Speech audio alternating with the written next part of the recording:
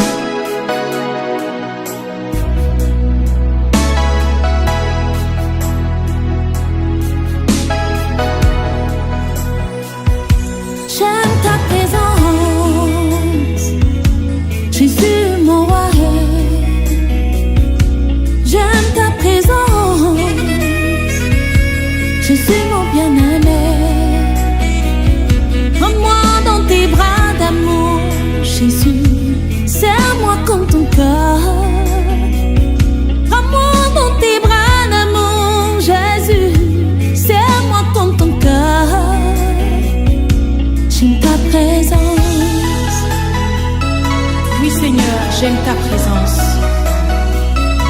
J'aime ta présence, Seigneur, elle me fait du bien. Oh, j'aime ta présence, Papa, elle me rassure. J'aime ta présence, elle me fait du bien. Oh, j'aime ta présence, Seigneur, elle me rassure. J'aime ta présence.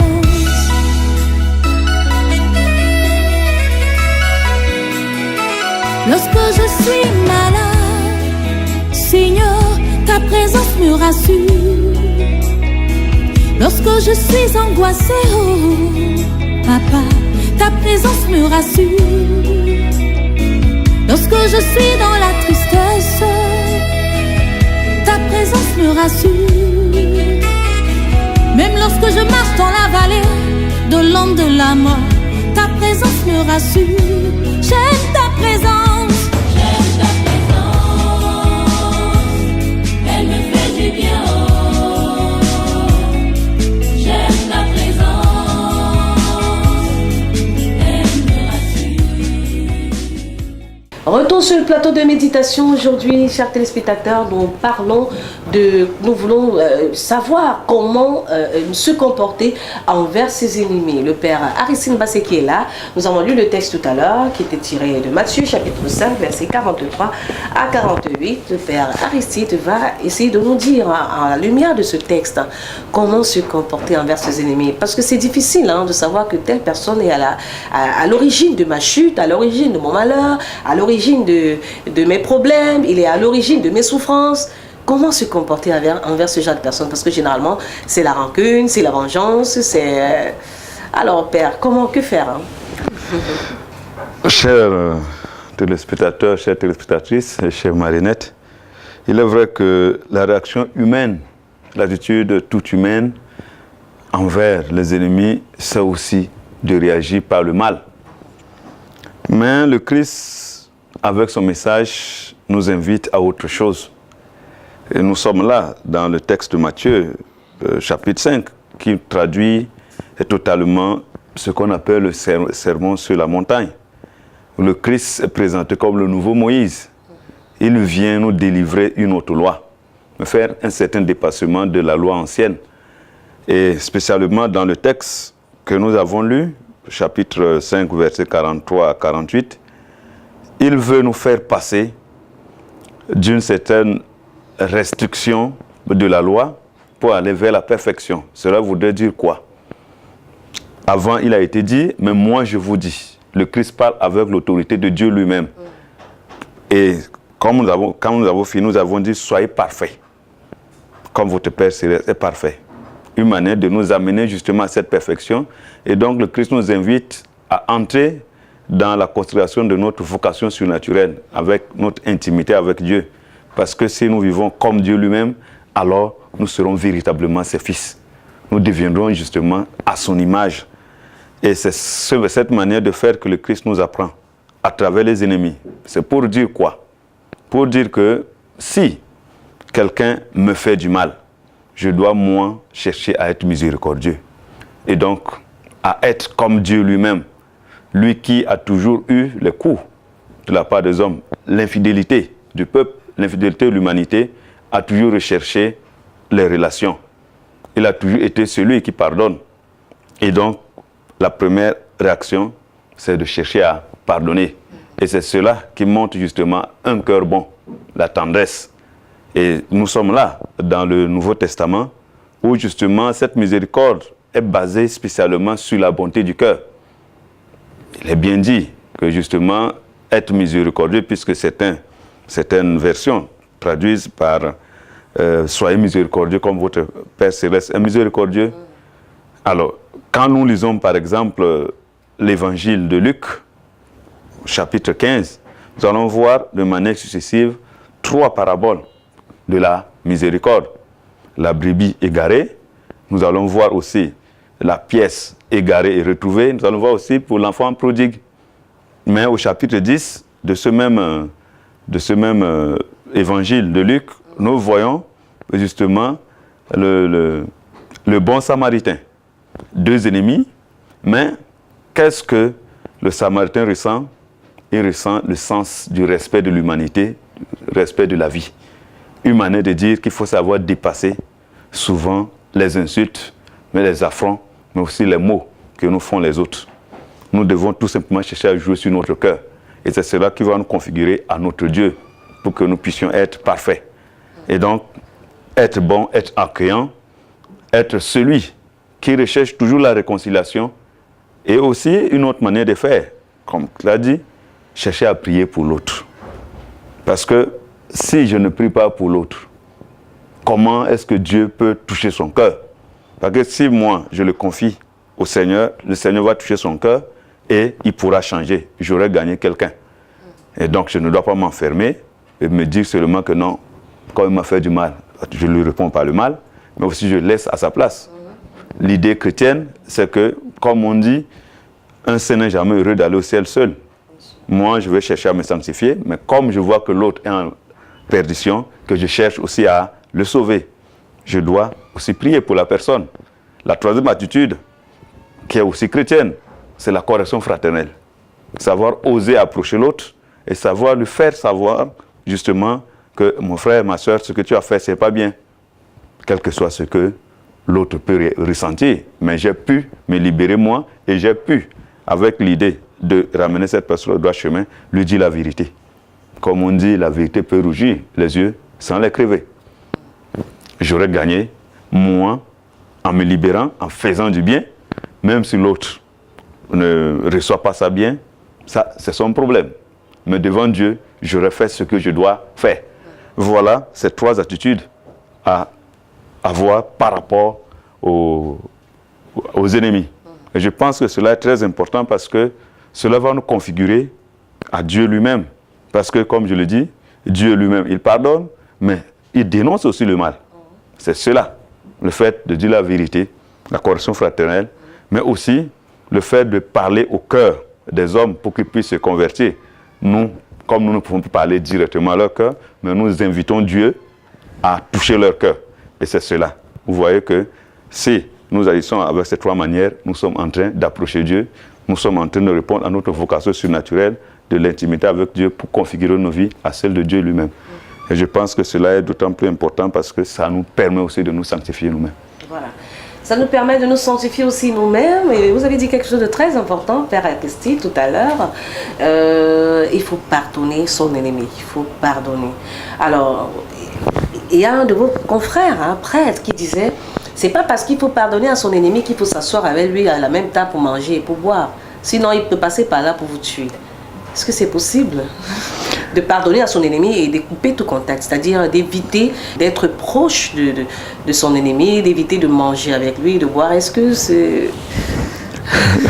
Je pense que la prudence est de mise, certes, mais couper toute relation avec la personne, ce n'est pas chrétien. Ouais. Parce que le Christ ne l'a jamais fait. Et comme je parlais même de Dieu lui-même, on peut parler du Fils de Dieu, il a prié pour ses bourreaux. Il a osé toujours tendre la main. Il était toujours auprès des gens. Mais est-ce qu'il faudrait dire que je dois tout couper? Non. C'est un peu le débat aussi maintenant dans l'Église. Il n'y a pas de pécheurs privilégiés qui peuvent entrer dans l'Église. Tout homme est pécheur. Nous sommes tous en marche. Mais je dois chercher toujours à parler à l'autre de Dieu, à parler à Dieu de l'autre, et aussi à chercher à m'asseoir avec l'autre, mais en étant prudent. La prudence signifie quoi? Je dois éviter toute situation de compromission qui peuvent intervenir à ma défaveur. Et donc, si on doit manger, je dois être prudent, n'est-ce pas? Je ne suis pas toujours obligé de manger tout ce qu'on me donne. Par exemple, si je sais que c'est un ennemi et que je ne suis pas encore très sûr de sa conversion, je dois faire attention. Certes, même boire, ainsi de suite. Mais à couper toute relation, ce n'est pas chrétien parce que je suis en train de me couper d'un être que je peux sauver peut-être à travers même ma parole, à travers tout simplement ma manière de m'asseoir avec la personne malgré tout. Dieu peut passer par cela pour toucher son cœur.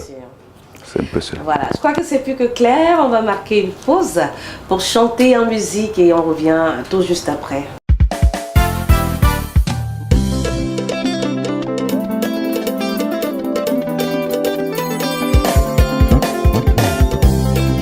Je veux vous raconter le championnat qu'a remporté le puissant guerrier. Là où les autres dieux sont restés, mon Seigneur est revenu victorieux. Qui dit mieux? Aïe ouais.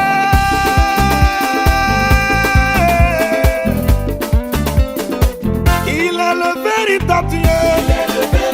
Mon Dieu est le véritable Dieu.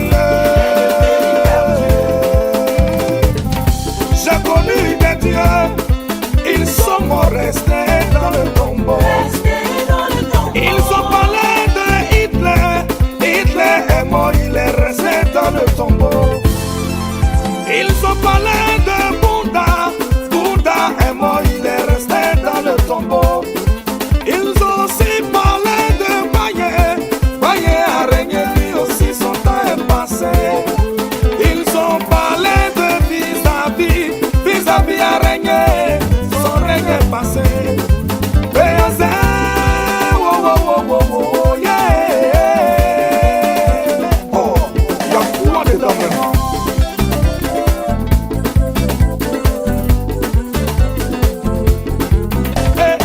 Mais je connais quelqu'un. Est-ce que toi, tu le connais? Si tu le connais, pousse des cris de joie.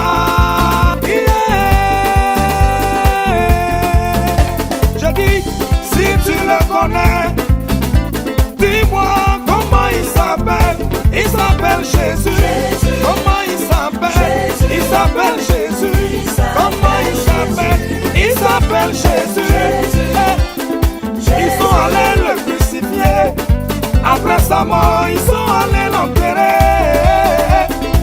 Un jour dans le tombeau, deuxième jour dans le tombeau. J'ai dit un jour seulement dans le tombeau. Deuxième jour dans le tombeau. Ses ennemis se sont réjouis. Ses magiciens se sont réjouis. Les francs-maçons se sont réjouis. Les Illuminati se sont réjouis. Toi-même tes ennemis se sont réjouis. Les Mablao se sont réjouis. Où est-ce que t'as fini pour ton Jésus? Où est-ce que t'as fini pour mon Jésus? Retour sur le plateau de méditation, nous sommes presque à la fin de notre édition de ce jour. Le Père Aristide Bassé qui nous accompagne ce matin ou alors ce soir pour vous qui regardez dans le cadre de la rediffusion. Il nous a donné 3 leçons à retenir pour comment se comporter envers ses ennemis. Premièrement, il faut éviter, il faut pardonner, c'est la première chose, il faut pardonner. Deuxièmement, il faut prier pour son ennemi. Et troisièmement, il faut avoir une attitude correctionnelle, c'est-à-dire aller vers lui et lui faire comprendre son acte n'est pas bon et surtout ne pas couper tout contact, parce qu'en coupant le contact avec son ennemi, on perd sans doute une occasion de le sauver, une occasion de le convertir. Donc il faut toujours ne pas peut-être être trop proche de son ennemi, mais surtout aussi ne pas trop s'éloigner ou alors couper les ponts, c'est ça le mot. Il faut éviter de couper les ponts, il faut toujours être présent, mais faire preuve de prudence, de vigilance, parce qu'on ne sait pas si son ennemi qu'on a pardonné, si celui avec qui on rit alors qu'hier il nous a poignardé, on ne sait pas encore si ses intentions envers nous ont changé. Mais avant de partir, avant de sortir par Père Aristide, il faut dire qu'il y a des ennemis vraiment qui ne se cachent même pas souvent.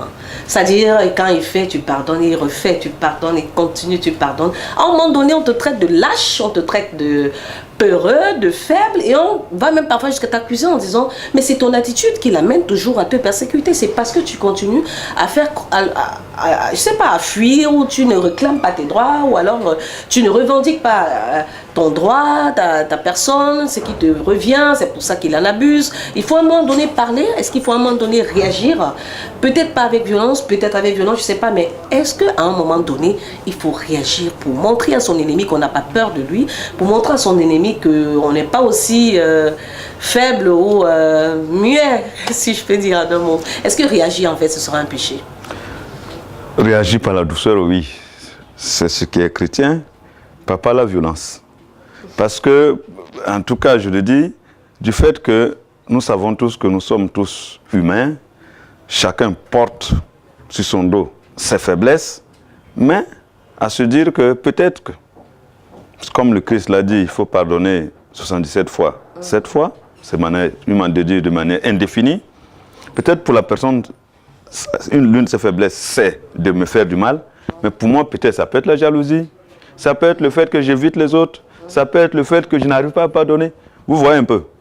Chacun a ses faiblesses. Comme on dit, chacun a son cadavre dans le placard. Mais que faire en cas de récidive? Quelqu'un qui nous tracasse, qui nous persécute, qu'est-ce qu'il faut faire? Fuir toute la vie? Pas totalement. On ne peut pas fuir. Et il ne faut même pas fuir. Voilà. Il faut toujours être là, chercher à adopter ces comportements chrétiens. Dieu saura comment agir par rapport à la personne. Je fais mon travail. Il y en a qui disent qu'ils sont violents envers leurs ennemis, mais pas la prière. Et là, par là, je vais entamer une autre version où il y a des gens qui prient pour que leurs ennemis meurent. Et ils disent que Dieu exauce ce genre de prière parce que Dieu connaît qu'il est méchant envers lui. Alors ils prient, Seigneur, cette personne qui me persécute, il faut qu'il meure, il faut qu'il soit frappé. Du moins, il y a des sommes que les gens utilisent et tout pour prier. Est-ce que prier, bon, de toutes les façons, le texte de ce jour nous invite à prier pour nos ennemis, mais quel genre de prière? Dieu ne peut jamais exaucer ce genre de prière. Je ne peux pas exaucer ma prière pour que mon ennemi meure. Non. Pour que ton ennemi? Ouais, meure. Non. Au contraire. Il ne m'invite pas à cela. Et il ne peut jamais répondre à ce genre de prière. Mais qu'est-ce que vous dites alors à ceux qui font ce genre de prière, qui prient pour que ceux qui les persécutent meurent? Ils perdent leur temps. Parce que Dieu ne va jamais répondre à cela. Il ne va pas exaucer. Mieux vaut prier pour la conversion de l'autre. C'est ce genre de prière qui est la bienvenue devant notre Seigneur, et le Seigneur peut exaucer. D'accord. Parce que Dieu ne peut jamais vouloir la mort. Voilà. On dit, je n'aime pas la mort du pécheur, mais je veux qu'il se convertisse. Alors, je dois tout faire pour que l'autre puisse se convertir à travers ma prière à moi. Voilà, chers téléspectateurs, nous sommes arrivés au terme de notre émission. Avant de partir, on va faire une dernière prière, Père Mbassé, avant de...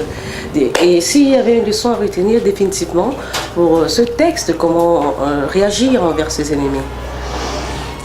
Oui, la leçon, c'est que chacun puisse prendre conscience qu'il est faible et que l'autre aussi peut être faible, tout comme lui, nous sommes tous humains.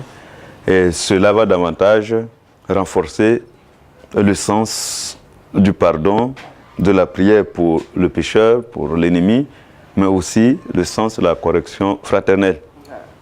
Que nous puissions tout simplement mettre cela à cœur. Merci. Seigneur notre Dieu, nous voulons te rendre grâce pour ta présence parmi nous, pour ton autorité sur chacun de nos cœurs. Que nos cœurs soient justement ta demeure et qu'ils soient ouverts au pardon, qu'ils soient ouverts à l'accueil de l'autre, mais aussi au cheminement vers une perfection. Toi qui es vivant pour les siècles des siècles. Amen. Amen. Merci Père ici d'être venu. Merci aussi de m'avoir invité. Merci. Merci à vous, chers téléspectateurs, d'avoir regardé cette émission. Je rappelle, les méditations, c'est de lundi à samedi à partir de 5h. Restez fidèles à Abika Télévision. La suite des programmes, c'est avec les matins du bonheur. On se retrouve demain à la même heure pour une autre édition de méditation. Pour mon Jésus, c'est qu'ils avaient oublié. S'il y a un temps pour pleurer, il y a un temps de joie, un temps de souffrance, un temps de gloire. Il est le véritable Dieu. Il est le véritable Dieu. Mon Dieu est le véritable Dieu. Adonai est le véritable Dieu. J'ai dit le troisième jour. Est-ce que tu sais ce qui s'est passé? Si tu veux savoir, pousse des cris de victoire. Ce jour-là, la terre a parlé. La terre a parlé. Jésus, tu fais quoi ici? Mon créateur, tu fais quoi ici? El Shaddai, tu fais quoi ici? Jehovah Jireh, tu fais quoi ici? El Gibon, tu fais quoi ici? Moi la terre, je ne peux pas te garder. Moi la terre, je ne peux pas te toucher. Moi la terre, je ne suis pas digne de te garder. Car les Ivoiriens ont besoin de toi. La Côte d'Ivoire a besoin de toi.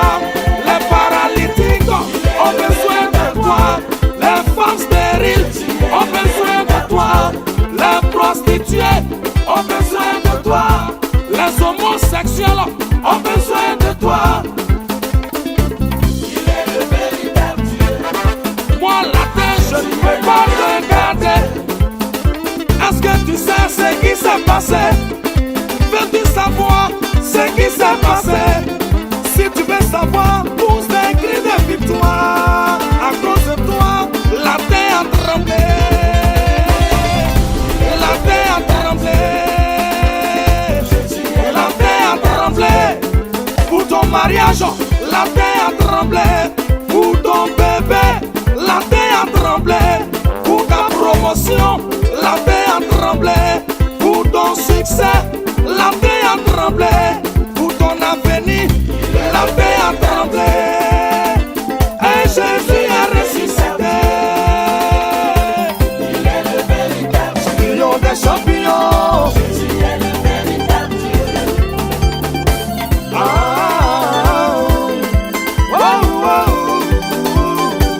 Il est le véritable Dieu.